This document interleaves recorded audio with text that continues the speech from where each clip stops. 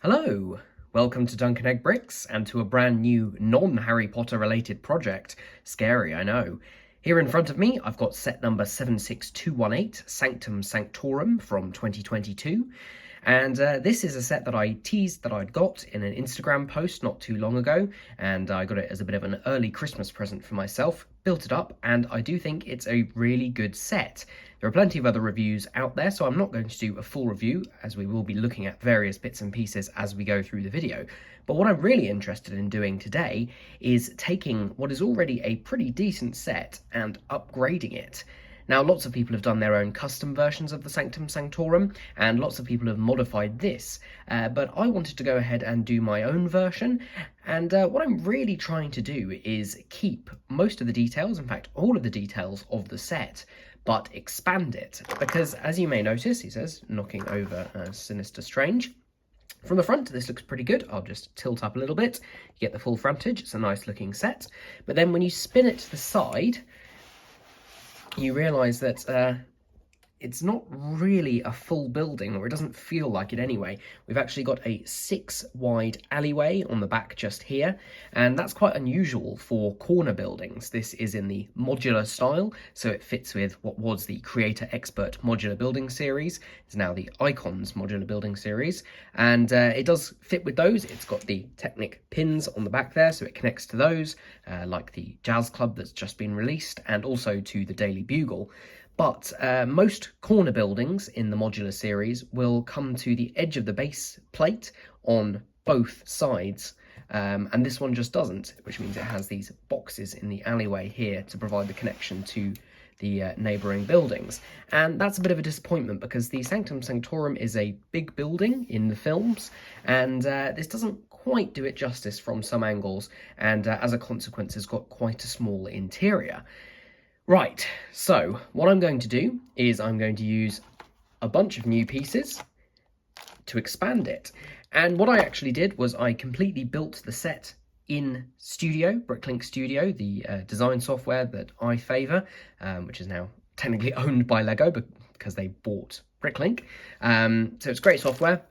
I built the entire build, and then what I did was pull it apart. So I actually took the majority of the building, and then I took the rear wall from where we're looking at it now, and I pulled them apart by 4 studs, and then I used as much of the existing set as possible to expand it. So what I've got here is the parts to expand it. Some of them are pieces that I've had to replace because the original ones just weren't going to work in situ, but a lot of them are just fillers in order to fill those gaps they've created. You can see I've got an awful lot of 1x4 bricks in light bluish grey, along with some extra windows and things. So what I'm going to do is I'm going to remove all of the minifigs, put them to one side, and then I'm going to probably start with the ground floor. Now, the way I've designed my expansion is, rather than filling in this back alley with 4 studs worth of building and then having these boxes just kind of awkwardly sitting there along the edge, I'm going to be keeping this back alley. It's going to be 4 studs wide.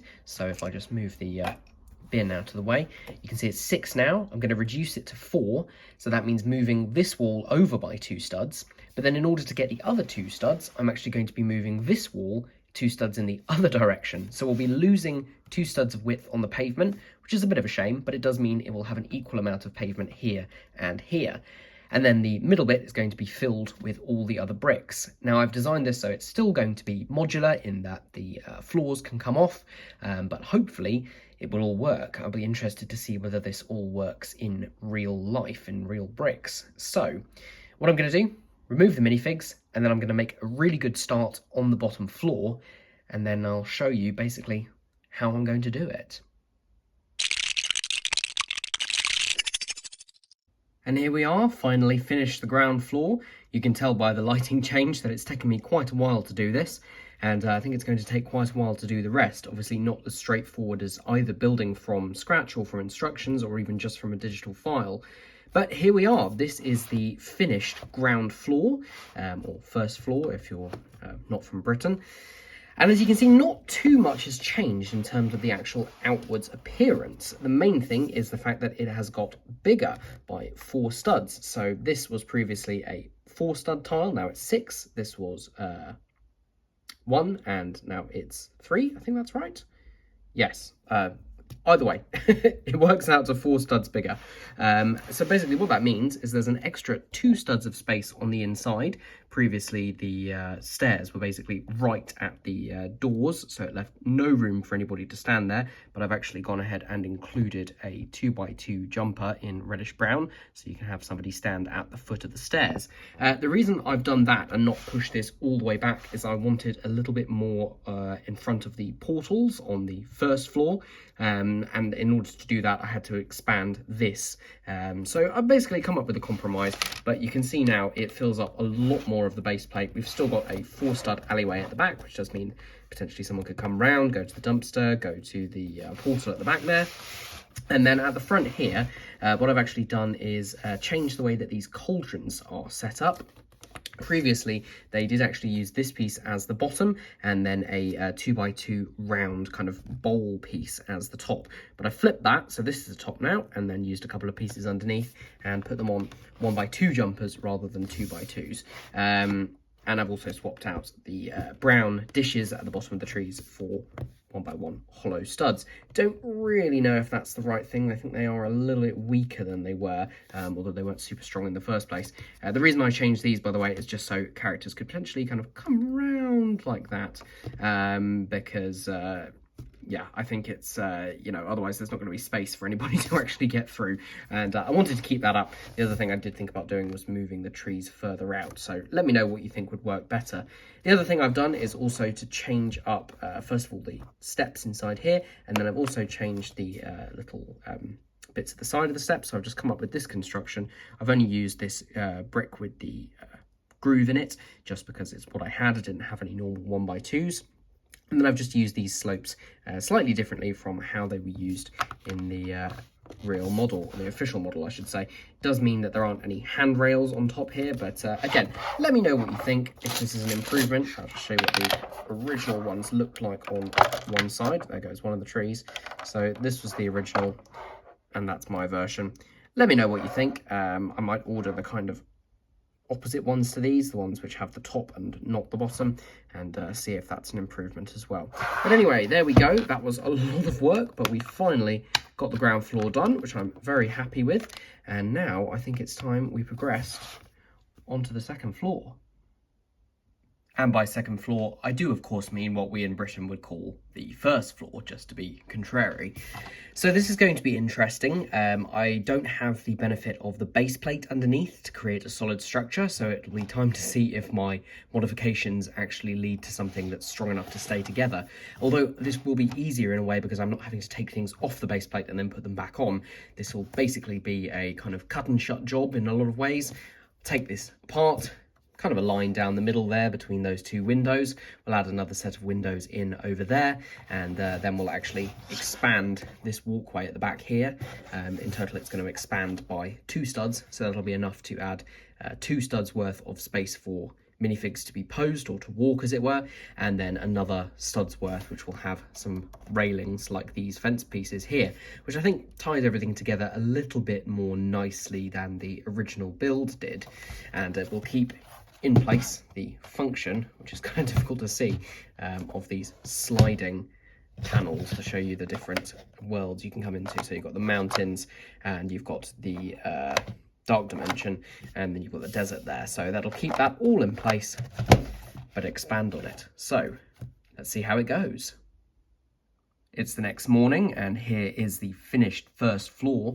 It's not looking too different from the front, but that's exactly what I wanted. And then rotating it around, you can see I've actually added in another window just here. So this is expanded by 4 studs again. This has been moved over. Round the back, things are much the same with the sliding portals. When we come around to this wall, I have just added Gargantos coming out to the panel, and then there are extra bricks in here to give this the right spacing. And what we'll do is I'll just remove the floor so we can take a look inside. And here we can see that even though it doesn't look that different, we have actually been able to get in a walkway in front of the portals there, and there's actually a little bit of extra space there, which I'm not sure what I'm going to do with yet, but at least it is there. And then if we put this back on the base, and it all fits perfectly, which I'm very happy about because I was worried it wasn't going to work, and look down, I think that looks much, much better. We get a much better view inside. You can actually see down the grand staircase all the way down to the bottom, and I think everything looks quite a bit better. I have actually come up with an extra design, which I haven't got the pieces for yet, where I create a staircase that comes up from both sides, meets in the middle, and then goes up here to take you up to the top floor. Not sure if I'm going to do that yet, but let me know if that's something you think would be good for me to do in future. Right, I really want to get this done, so let's get on to the top floor and the roof. We'll do them all in one big chunk, and then I'll put everything together and show you the finished product. It's a few days later, although obviously it's happened instantly for you. The reason for that will become very obvious in a video next week, as a bit of redecoration has been going on, or a bit more than has previously been seen. But anyway, here is the roof, or the top floor, or technically they are two separate things, as this is one part here. Just quickly show you that. I've literally just added 4 wide plates at the back there, changed how they're slightly secured underneath, and then added some more sand green tiles and plates around the edge. It's a similar story on the inside, where I've just added some dark tan 4x plates at the back, extended everything out, moved some of this over so there's a bit more spacing between these kind of exhibits here, and everything still works the same as it did before in terms of the panel over there. The most interesting bit was working out how this roof was going to work here. I knew I didn't want to add in another one of these kind of dormer windows because I wanted it to be above the window on the side. I did look at some photos and concept art and things, and this is what it looks like, so I decided to go with it. Inside is just a mixture of some of the existing pieces and some new pieces to get everything to the right level. It would have been nice maybe if this could have alternated in the middle here, as it maybe looks slightly awkward, but then I think that's probably the best compromise I could come up with. The place where actually the most change has happened is on the inside here. Previously there was, I believe, a 14 long Technic beam. It was a Technic beam anyway, a Technic brick I should say, sorry. And what I decided to do eventually was just remove it completely, and I've used a series of plates of various different lengths, excuse the little bit of dust, plates of various different lengths to make up that same brick height, so they're all just in there and they keep everything nice and secure with everything else. So yeah, there we go. That's really the final bit. One of the other reasons that I decided to expand it by 4 studs and not 6 or anything like that was because of these gear rack pieces that are used as detailing. They only come in lengths of 4, or I should say 4 is the smallest length that they come in. So I couldn't really have done it by 6. It would have necessitated changing the entire thing, and I already happen to have one in my collection. So I was able to just pop that on nicely and it all fits. So I think the only thing left to do really is to put the entire building together, and thankfully everything still lines up and works as it should. Here is the rest of the building. I will bring the camera back a little bit in a second, and there we go. There is the finished product. You can see I've only just finished building it, the plastic bags there that bricks were in, and if we give it a spin, because it doesn't look too different from the front there apart from the slightly smaller pavement, that is a much more substantial side. Now, ideally, what I'd really have is the full building, which has 2 corners. So it's effectively got a corner here where the pavement is, and then kind of another, well, no, it's all of a corner, and then the next building kind of starts a little bit further back. But you know what? I decided to keep it within the base plate, and also there are some parts that don't come in their reverse versions in sand green, so I thought it might be easier not to. So there we go. There is the finished building, and I'm very, very happy with it. I think that it looks really good. I think it's very much in keeping with the original design, and I think it is a shame that for a couple of hundred extra pieces they didn't decide to go for something a little bit more like this, especially with the sheer number of stickers in the set and the fact that the minifigs are maybe a bit lackluster. They don't have quite as much leg printing as you'd expect. So yeah, I think ultimately this is what I wish the set had come as, but I'm very happy that I was able to do the upgrades for not very much. And like I did mention, I'm hoping at some point in the future do an upgrade in here where we attach some stairs going from either of those sides that actually, oops, bringing my desk light with me, that actually go up and then come out there where they're meant to, because at the moment there are no stairs there, so it's a little bit weird, although I suppose Doctor Strange could technically get up there with his cloak of levitation. So anyway, there is the modded Sanctum Sanctorum. You can follow through what I've done throughout this video, and if it's really wanted, I can maybe put out a studio file. I'm not going to do instructions or anything like that. It really is best to just follow the original instructions and just add 4 studs of width wherever you can. But I'm pretty satisfied with how many bricks I was able to reuse from the original. I'll just show you this is basically the bricks that were left over, bricks and plates obviously. So this is what I had to take out, and then obviously put a bunch of new stuff in. So yeah, pretty good experiment, I think, and it's going to look great on display. Although I'm not going to put it up there at the moment because things are a bit of a mess as I do some room upgrades, which you will see probably next week, assuming everything arrives on time. So thank you very much for watching this video. I hope you've enjoyed. If you have, then please leave a comment down below. Let me know what you would do to your Sanctorum, or if there's anything else I can do to mine. Leave a like on the video, subscribe to the channel for future videos, and I will see you again very soon.